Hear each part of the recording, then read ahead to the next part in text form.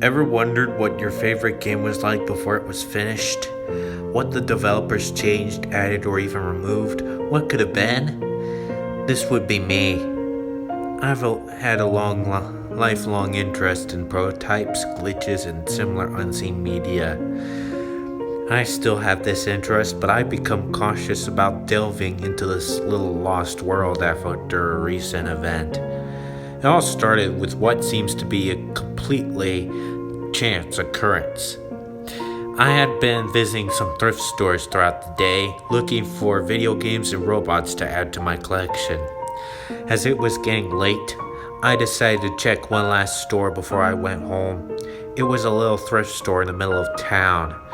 I remember having many lucky finds there, and today was no different.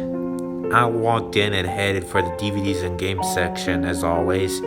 I was surprised to see over 15 copies of Tekken 4 for the PS2 sitting neatly on the shelves, all in various conditions. This was a somewhat common occurrence, though usually with VHS tapes rather than games. I giggled at the thought of how so many copies of the game ended up here. Not long after, I was handing a copy over to the cashier. As soon as I got home, I went to my room and wiped the dust off my fat PS2, which I hadn't used in a couple of weeks. I took the game out of the plastic bag and examined it thoroughly. The case was exactly the same as the others, though it had seen better days. The disc, on the other hand, was much different. It looked like a bootleg CDR, but it didn't have a label indicating it was one. There was text, however. It read the following: Tekken 4 version 1.3, test bug disabled, 2006-23. You can imagine my excitement at the sight of this. Perhaps I was drawing conclusions too early, but my mind instantly went to the possibility of this disc being a beta. I looked on the back to ensure there were no debilitating scratches or other damages, then placed it in my PS2. I was giddy as I watched the typical boot fade into the start of the game. Instead of the CGI intro I was familiar with, the game immediately went to a dark blue screen. A voice clip of the announcer saying "Good morning" played. Then plain white text appeared, similar to what was on the label of the disc. There were a few differences, those being the inclusion of Japanese text, the Namco logo in the bottom right corner, and two options: start and debug. It was obvious at this point that I had indeed something special. My hands were sweating in anticipation. What secrets could this hold? Based on a date and version number, this had to be an early version of the game, perhaps the arcade version being developed on a PS2. The first thing I tried was selecting debug, which soft-locked the game. I suppose the debug was truly disabled. After a restart, I selected start. It sent me to a more simple menu.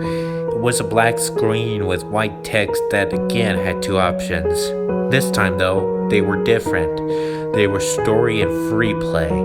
I decided to try free play first in order to see the differences in gameplay. When selected, it sent me to a simple character select screen with low-res images. All the options except 4 were blanked out with a question mark asset from Triple T1. Most likely because the rest of the roster hadn't been implemented quite yet. The 4 selectable characters were Nina Williams, Dean Earwicker, Fiona Gilberto, and Craig Marduk. Dean and Fiona, for the uninitiated, were early names for the characters Steve Fox and Christy Monteiro. For simplicity's sake, I'll refer to these characters as their final names from now on. All the selectable characters were new to this game, save for Nina. This had me curious. What was special about her to make her selectable in such an early beta? My mind wandered as I selected Steve, my favorite character in the series and former obsession. The gameplay of the beta was abysmal compared to the final. It was clunky, the stages were unfinished, the music was absent, and all in all, it was underwhelming. I went back to the select screen and tried to pick Craig. The game soft lock. I reset and tried again with Christy. Another soft lock. I was confused. Why would these characters crash the game? They were selectable for a reason. Maybe it was a quirk with the programming of the early menu, or they were finished. Finally, I tried Nina. When I selected her, a short loading screen appeared that said Loading Story. Obviously, I hadn't selected the story mode myself. It started with the regular story mode format in Japanese, although much shorter with uncolored sketches. When I translated the text, read the following. Nina was hired to kill. She will kill. Earwaker must die. The assassin missed the taste of blood and the smell of death. She enters King of Tekken 4 to pursue him. Something unnerved me about this.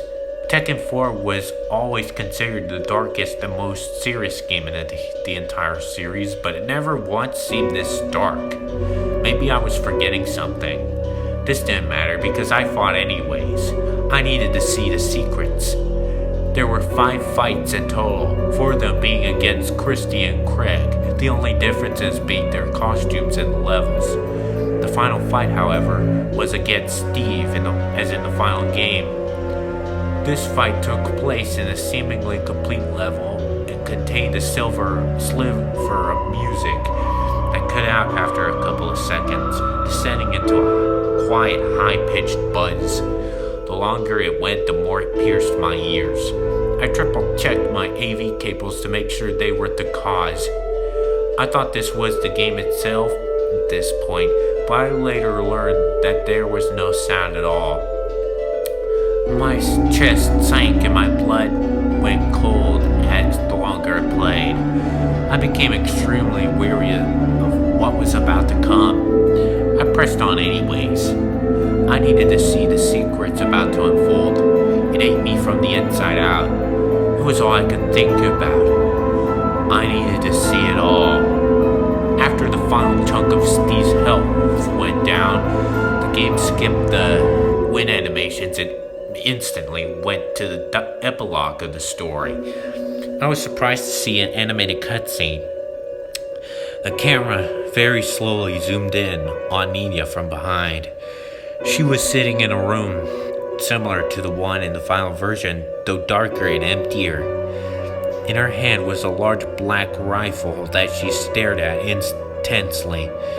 Nina didn't budge for what seemed like ages. For a little bit, I considered restarting the console, but the zoom of the camera indicated that this wasn't a crash. It was intentional. After about 5 minutes, the camera changed angles to show the woman's face and upper body. She opened her eyes very slightly and held the gun up, cocking it. This scene as well lasted a very long time. The longer it lingered, the larger my fear grew.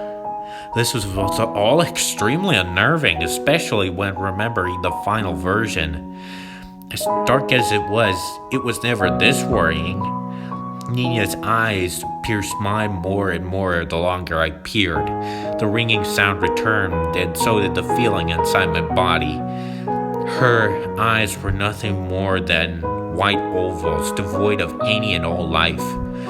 No feeling, no sign of any life. No soul. They were empty. After this eternity, the cutscene continued, but my fear didn't fade. She moved to the hotel window and pointed the rifle out, focusing on Steve's head. The ringing became deafening. In what seemed like a split second, Steve went from standing, living, breathing, to becoming a squirming mass of flesh. He lay on the sidewalk, his head cracked open, leaking fluids and brain matter. Bits and floated along in the pool of blood that slowly formed. His light blue eyes quickly lost all life and rolled back into his rapidly fluttering lids. The gore itself wasn't shocking. It was PS2 era graphics and sights that were common in M-rated games.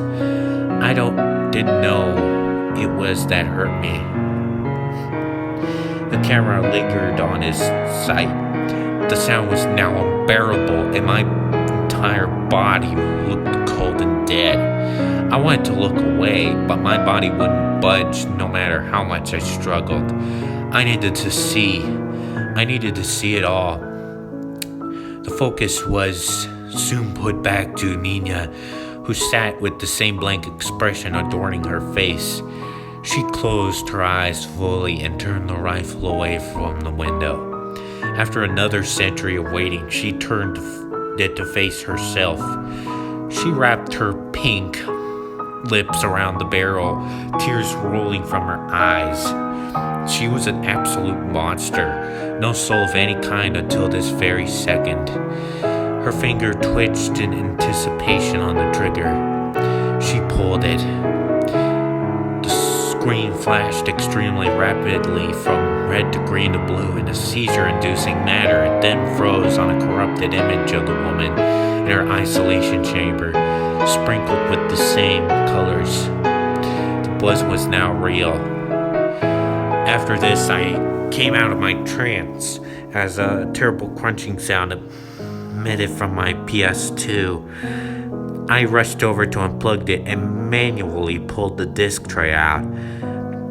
I was horrified to find that the PS2 suffered a catastrophic hardware failure and completely destroyed the disc, ripping chunks from the plastic and melting through with the laser. I gazed at the disc for quite a while, thinking deeply of what I just witnessed, and placed the disc in a plastic bag and threw it in my disc drawer. My life continued as normal with no adverse effects. I still retained my interest in hidden content and my joy of the Tekken series, but the event made me realize an important rule of life. Some secrets were never meant to be seen.